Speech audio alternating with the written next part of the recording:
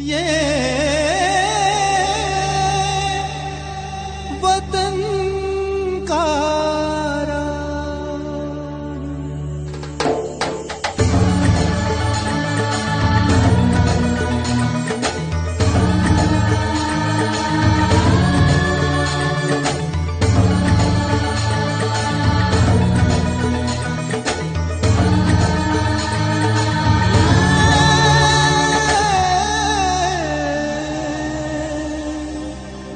वतन का राग दिलों को जोड़ता, इतिहास मोड़ता, दिलों को जोड़ता, इतिहास मोड़ता, बेटा धरती को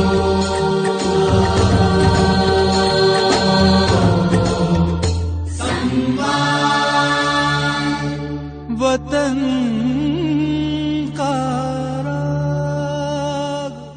वतन का राग सुनने वाले सभी श्रोताओं को हमारा नमस्कार। आजादी का अमृत महोत्सव के अंतर्गत वतन का राग कार्यक्रम में आज हम चर्चा कर रहे हैं भारत छोड़ो आंदोलन की। श्रोताओं, कार्यक्रम के अंत में आजादी का अमृत महोत्सव प्रश्नोत्तरी के अंतर्गत हम आपसे एक सवाल पूछेंगे, जिसका सही जवाब देने वाले भाग्यशाली विजेताओं को मिलेगा आजादी के दुर्लभ तरानों पर केंद्रित जन गरजे श्रृंखला से एक ऑडियो एल्बम और आजादी के रणबांकुरों का एक छायाचित्र। जवाब भेजने के लिए हमारा ईमेल एड्रेस है watankaraag@gmail.com और radioazadhind@gmail.com। आप हमें SMS के जरिए भी जवाब भेज सकते हैं। हमारा नंबर है 7771908908। नंबर एक बार फिर सुन लें, 7771908908। सही जवाब के साथ आप अपना नाम, अपने शहर का नाम और अपना ईमेल एड्रेस अवश्य लिखें। ये वतन एक छोटा सा मंत्र मैं आपको देता हूँ, इसे आप अपने हृदय में अंकित कर लें और अपनी हर सांस में उसे अभिव्यक्त करें। ये मंत्र है, करो या मरो। अपने इस प्रयास में हम या तो स्वतंत्रता प्राप्त करेंगे या फिर जान दे देंगे। इस वक्तव्य के साथ 8 अगस्त 1942 को बंबई के ग्वालिया टैंक मैदान से गांधी जी ने अंग्रेजों के विरुद्ध आर पार की उस लड़ाई का उद्घोष किया, जिसे आज हम भारत छोड़ो आंदोलन के नाम से जानते हैं। ये गांधी जी की एक शस्त्र विहीन युद्ध की अद्भुत खुली घोषणा थी। इसके साथ ही 9 अगस्त 1942 को पूरे देश में आरंभ हो गई ब्रिटिश सत्ता के विरुद्ध वो निर्णायक लड़ाई, जिसने अंग्रेजों को इस देश से खदेड़कर अपनी आजादी का सूर्य गढ़ा। द्वितीय विश्व युद्ध की परिस्थितियों को पराधीन भारत ने एक अवसर की तरह देखा और ब्रिटिश साम्राज्य के समक्ष पूर्ण स्वराज की मांग पुरजोर तरीके से रखी। दरअसल द्वितीय विश्व युद्ध में मित्र राष्ट्र हारने लगे थे और ब्रिटेन पर दबाव बन रहा था कि वो भारतीयों का समर्थन प्राप्त करने का प्रयास करे। इसी उद्देश्य से स्टैफर्ड क्रिप्स 23 मार्च 1942 को भारत की किस्मत का पुलिंदा अपनी अटैची में लिए दिल्ली पहुंचे। लेकिन पूर्ण स्वराज की मांग पर भारत के समक्ष जो प्रस्ताव उन्होंने रखे वो बेहद निराशाजनक थे। इस प्रस्ताव के सबसे आपत्तिजनक बिंदु ये थे कि ब्रिटिश सत्ता भारत की सुरक्षा अपने हाथों में रखना चाहती थी और गवर्नर जनरल के वीटो के अधिकार को भी वो बनाए रखने के पक्ष में थी। इसके साथ ही भारतीय एकता की जमीन में फूट डालते हुए ये प्रावधान दे रही थी कि भारत के जो प्रांत संविधान को स्वीकार करने के लिए तैयार नहीं हैं, उन्हें भारतीय संघ के समान ही पूर्ण स्वराज का दर्जा प्रदान किया जाएगा। अंग्रेजों की इस कुटिलता से भारत की आशाओं को गहरा धक्का पहुंचा और भारतीय प्रतिनिधियों ने क्रिप्स मिशन के प्रस्ताव को खारिज कर दिया। गांधी जी ने कहा कि ये प्रस्ताव एक दिवालिया होने वाले बैंक का पोस्ट डेटेड चेक है। इसी पृष्ठभूमि पर आंदोलन की रणनीति तैयार हुई और 14 जुलाई 1942 को वर्धा अधिवेशन में भारत छोड़ो आंदोलन का प्रस्ताव पारित हुआ। इस आंदोलन के लिए 9 अगस्त की तारीख चुनी गई, जिसे देश भर में प्रतिवर्ष काकोरी कांड स्मृति दिवस के रूप में मनाने की परंपरा सरदार भगत सिंह ने शुरू की थी। 1925 की 9 अगस्त ही वो तारीख थी जब ब्रिटिश सरकार का तख्ता पलटने के लिए पंडित राम प्रसाद बिस्मिल के नेतृत्व में हिंदुस्तान प्रजातंत्र संघ के 10 वीर क्रांतिकारियों ने काकोरी कांड को अंजाम दिया था। इसी ऐतिहासिक तारीख 9 अगस्त को एक बार फिर महासमर का शंखनाद होना था। 8 अगस्त 1942 को रात 10 बजे गांधी जी ने बंबई के ग्वालिया टैंक मैदान में अंग्रेजों को बलपूर्वक चेतावनी दी कि या तो इच्छापूर्वक भारत का शासन भारतवासियों के हाथों में सौंपकर यहां से चले जाओ, अन्यथा तुम्हें संपूर्ण भारत की उभरती हुई शक्ति का सामना करना पड़ेगा। इस तरह ब्रिटिश सत्ता के विरुद्ध भारतीयों की एक खुली लड़ाई की रणभेरी बज उठी। रणभेरी बज उठी वीरवर बहनों के सरिया बाना। रणभेरी बज उठी वीरवर बहनों के सरिया बाना। आज तुम्हें फिर सज्जित होकर युद्ध क्षेत्र में है जाना। युद्ध क्षेत्र में है जाना। युद्ध क्षेत्र में है जाना। रणभेरी बज उठी वीरवर बहनों के सरिया बना। रणभेरी बज उठी वीरवर।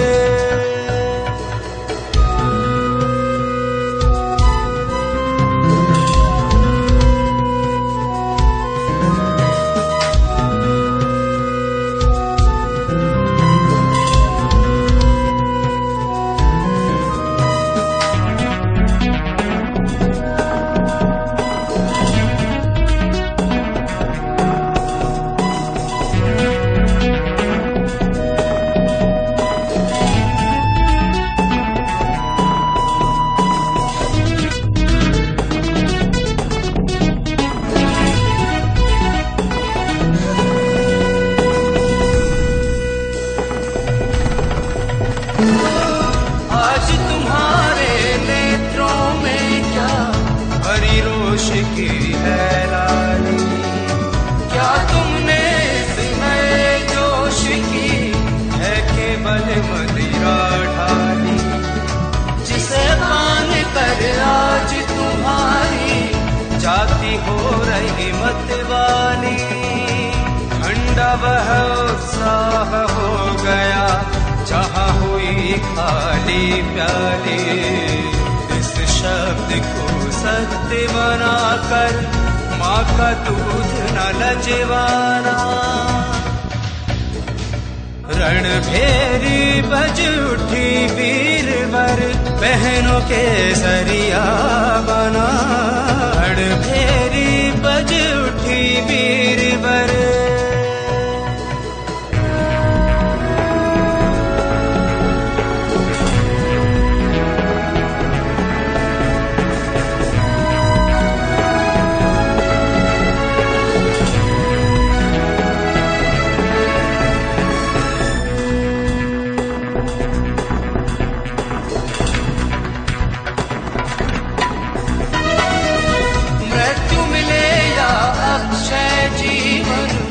इसकी कुछ परवाह न हो। सत सदन या कारागृह हो, दोनों की कुछ परवाह न हो। साथ से लो काम बंधुवर, कष्टों पर कुछ आह न हो। लगी रहे बस दृष्टि देह पर, क्षण भंगुर उत्साह न हो। एकमात्र है लक्ष्य हमारा निज स्वतंत्रता का पाना। रणभेरी बज उठी वीरवर बहनों के सरिया बना। रणभेरी बज उठी वीरवर। 8 अगस्त की बंबई की हलचलों को लेकर सरकार अत्यधिक चौकन्नी थी। ब्रिटिश सत्ता ने रात 12 बजे ऑपरेशन जीरो आवर के तहत सभी बड़े नेताओं को गिरफ्तार कर अलग अलग जेलों में डाल दिया। गिरफ्तारी से कुछ पहले ही सारे शहर के टेलीफोन तार काट दिए गए ताकि हंगामा न हो। गांधी जी के साथ भारत कोकिला सरोजिनी नायडू को यरवदा पुणे के आगा खां पैलेस में रखा गया। डॉक्टर राजेंद्र प्रसाद को पटना जेल में और अन्य नेताओं को अहमदनगर के किले में नजरबंद कर दिया गया। 8 अगस्त को ही ये घोषणा हो चुकी थी कि 9 अगस्त को सुबह ग्वालियर टैंक के मैदान में राष्ट्रीय झंडे को सलामी दी जाएगी। सुबह उठते ही जब जनता ने नेताओं की गिरफ्तारी का समाचार सुना तो सभी लोग ग्वालियर टैंक मैदान की ओर चल पड़े। वहां पहुंचे तो मालूम हुआ कि सारे मैदान पर पुलिस ने कब्जा कर लिया है। पुलिस की परवाह न करते हुए जनता निर्भय और निसंकोच सभा स्थल में एकत्रित हो गई। सभी मुख्य नेताओं के जेल चले जाने के बाद नेतृत्व के अभाव में लोगों के बीच से ही नेतृत्व उभरा। एक मोटर आई जिसमें भूला भाई देसाई के सुपुत्र सवार थे। उन्होंने आते ही राष्ट्रीय झंडा अपने हाथ में ले लिया। इस पर एक यूरोपियन सार्जेंट ने आगे बढ़कर ऊंचे स्वर में कहा, इस मैदान पर अब पुलिस और मिलिट्री का कब्जा है। तुम सब यहाँ से हट जाओ, वरना आंसू गैस का प्रयोग किया जाएगा। समारोह की संचालिका थीं अरुणा आसफ अली। उन्होंने छोटे लड़के लड़कियों को वहां से दूर हटा दिया और स्वयं भाषण देना प्रारंभ किया। इस पर पुलिस के सिपाही आंसू गैस के थैले लेकर सभा स्थल पर पहुंच गए। तमाम विरोध और अफरा तफरी के बीच अरुणा आसफ अली ने ग्वालियर टैंक मैदान में झंडा फहराकर आंदोलन की शुरुआत कर दी, जिसने देशवासियों के मन को उत्साह से भर दिया। जनता को नेताओं की ओर से पहले ही समझाइश दी गई थी कि आंसू गैस छोड़ने पर जमीन पर लेट जाना चाहिए। लोगों ने वैसा ही किया। 2 मिनट तक सभी नीचे लेटे रहे, परंतु जैसे ही उठकर खड़े हुए आंसू गैस फिर छोड़ दी गई। लोग फिर से लेट गए। तब पुलिस ने सबको लाठियों से मारना शुरू कर दिया। बहुत से लोग घायल हुए। दिन के 10 बजते बजते सारा बंबई शहर खुले विद्रोह का अखाड़ा बन चुका था। जनता इस अत्याचार से विक्षुब्ध हो गई। लोगों ने सरकारी संपत्तियों पर हमला किया, रेलवे पटरियों को उखाड़ दिया, डाक और तार व्यवस्था को अस्त व्यस्त कर दिया और सरकारी इमारतों पर तिरंगा फहराने लगे। देश की जनता ब्रिटिश सत्ता के आक्रमण का उत्तर देने के लिए मैदान में उतर आई थी, क्योंकि करो या मरो का संदेश देश के कोने कोने में गूंज उठा था। जन मन में प्रतिरोध इतना तेज था कि देश के कई भाग, जैसे संयुक्त प्रांत में बलिया, बंगाल में तामलुक, महाराष्ट्र में सतारा, कर्नाटक में धारवाड़ और उड़ीसा में तालचेर और बालासोर में अस्थायी सरकार की स्थापना की गई।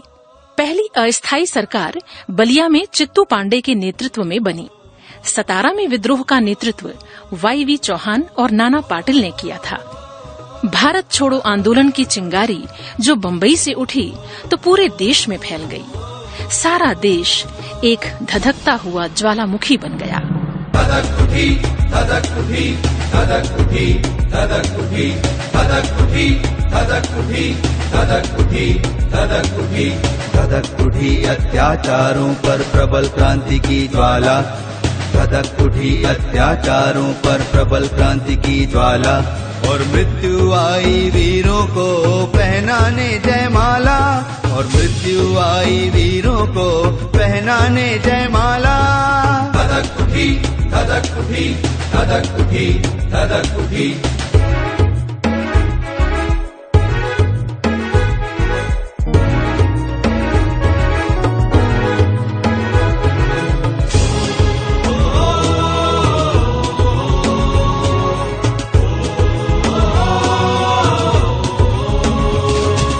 डगमग डगमग हुई धरा फिर चीख चीख कर बोली।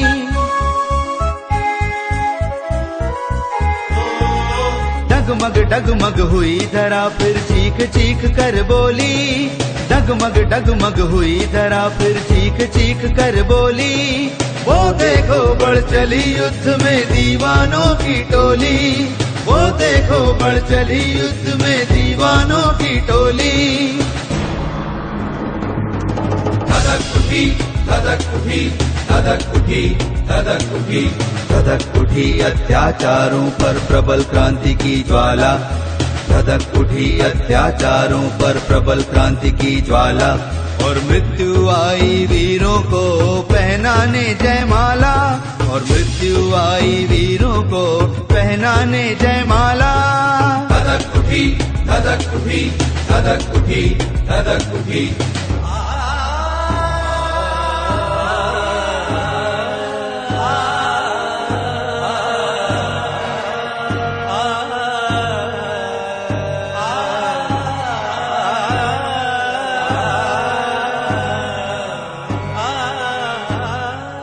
पप सा सा सा पप प रे रे रे पप प गा गा गा नि सा गा रे सा रे नि सा धा नि प ध म प ग म रे ग सा ग म प नि सा ग म प नि सा ग म प नि सा। अंतरिक्ष से अमर शहीदों की पुकार आई, अंतरिक्ष से अमर शहीदों की पुकार आई।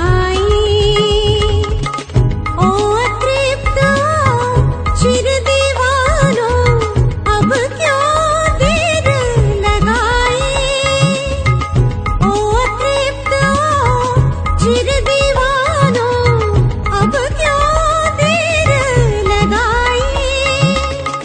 आज भरा है प्रबल क्रांति से जग का कोना कोना,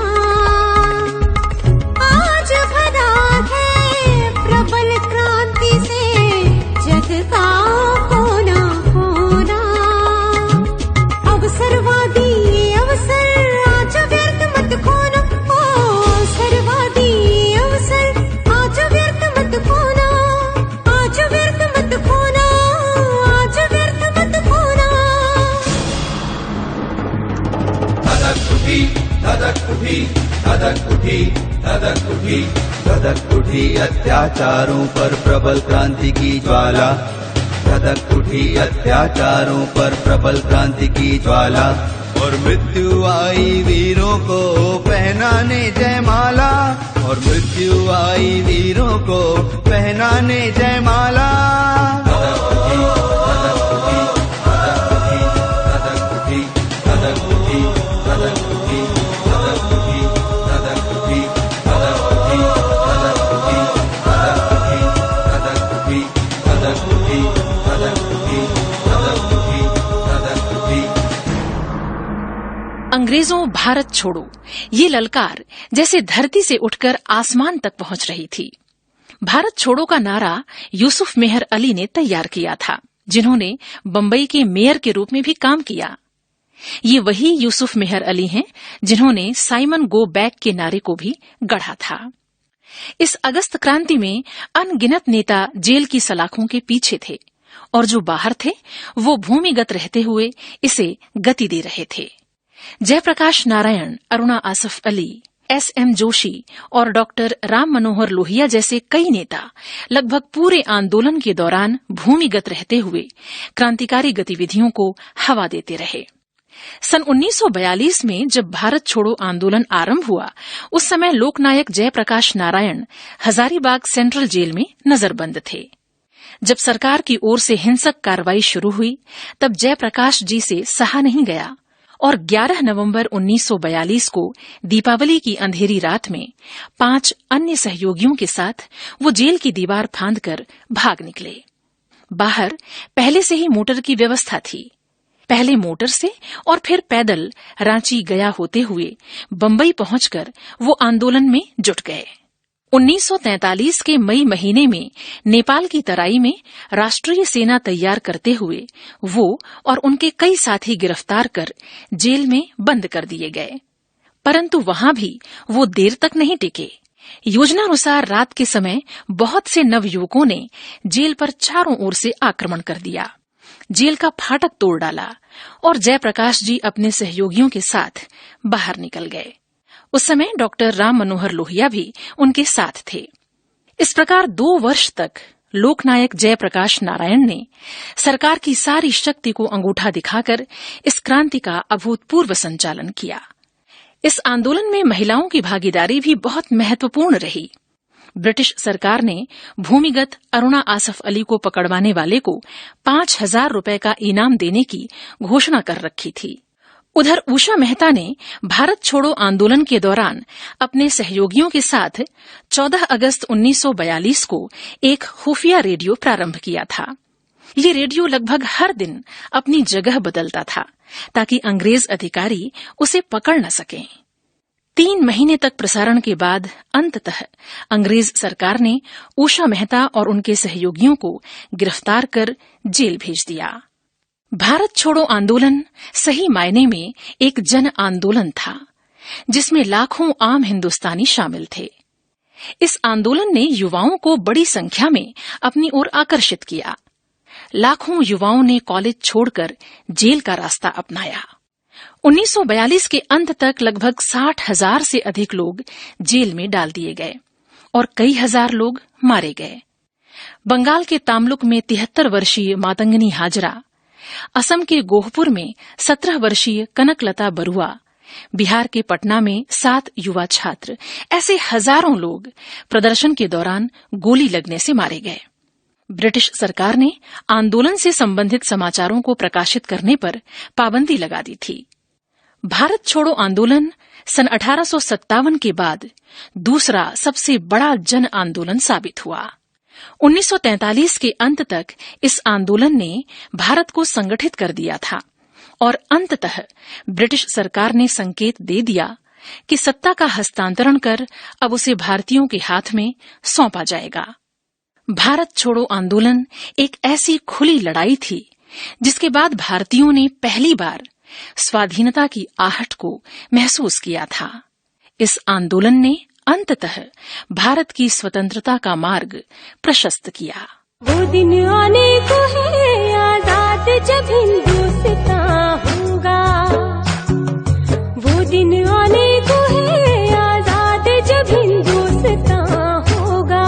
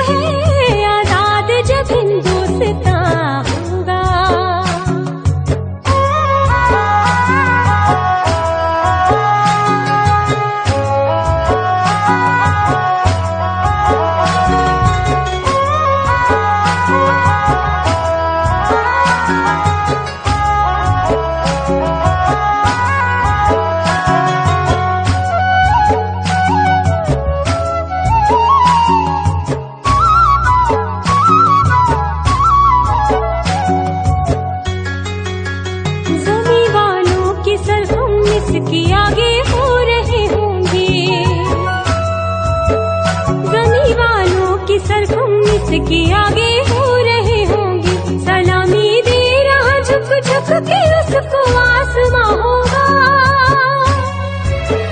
सलामी दे रहा झुक झुक के उसको आसमां होगा। वो दिन आने को है आजाद जब हिंदुस्तान होगा, वो दिन आने को है आजाद जब हिंदुस्तान होगा।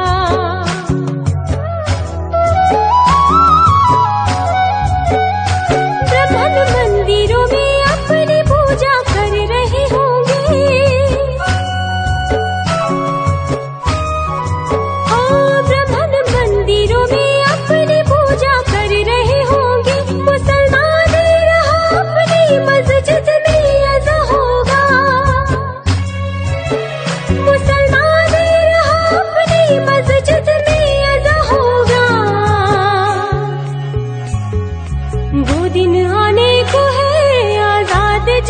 हिंदुस्तां होगा। ये वतन का राग। आजादी का अमृत महोत्सव के अंतर्गत अभी आप सुन रहे थे कार्यक्रम वतन का राग। मार्गदर्शन श्री शिवशेखर शुक्ल, समन्वय श्री संजय यादव और प्रस्तुति स्वराज संस्थान संचालनालय, संस्कृति विभाग, मध्य प्रदेश की। और श्रोताओं, अब वक्त है आजादी का अमृत महोत्सव प्रश्नोत्तरी के विजेताओं के नाम जानने का। हमारा सवाल था कि अरुणा आसफ अली ने 9 अगस्त 1942 को मुंबई के किस मैदान में झंडा फहराया था? इसका सही जवाब है ग्वालियर टैंक मैदान, जो अब अगस्त क्रांति मैदान कहलाता है। यूं तो कई श्रोताओं ने हमें सही जवाब लिख भेजा है, लेकिन लकी ड्रॉ द्वारा चुने गए हमारे 4 भाग्यशाली विजेता हैं जालौन उत्तर प्रदेश से दीपक गुर्जर, दिल्ली से विष्णुदत्त शर्मा, बालाघाट से शीला पटले और सागर से सतीश पांडे। आप सभी को बहुत बहुत बधाई। हम आपको भेज रहे हैं आजादी के दुर्लभ तरानों पर केंद्रित जनगर्जे श्रृंखला से एक ऑडियो एल्बम और आजादी के रणबांकुरों का एक छाया चित्र। और श्रोताओं, अब बारी है आज के सवाल की। आजादी का अमृत महोत्सव प्रश्नोत्तरी के अंतर्गत हमारा आज का सवाल है कि भारत छोड़ो आंदोलन के दौरान किसने खुफिया रेडियो प्रारंभ किया था? सवाल एक बार फिर सुन लें। भारत छोड़ो आंदोलन के दौरान किसने खुफिया रेडियो प्रारंभ किया था? आपके जवाब 10 दिनों के भीतर हमारे पास पहुंच जाने चाहिए। जवाब भेजने के लिए हमारा ईमेल एड्रेस है watankaraag@gmail.com और radioazadhind@gmail.com। आप हमें SMS के जरिए भी जवाब भेज सकते हैं। हमारा नंबर है 7771908908। नंबर एक बार फिर सुन लें, 7771908908। सही जवाब के साथ आप अपना नाम, अपने शहर का नाम और अपना ईमेल एड्रेस अवश्य लिखें। ये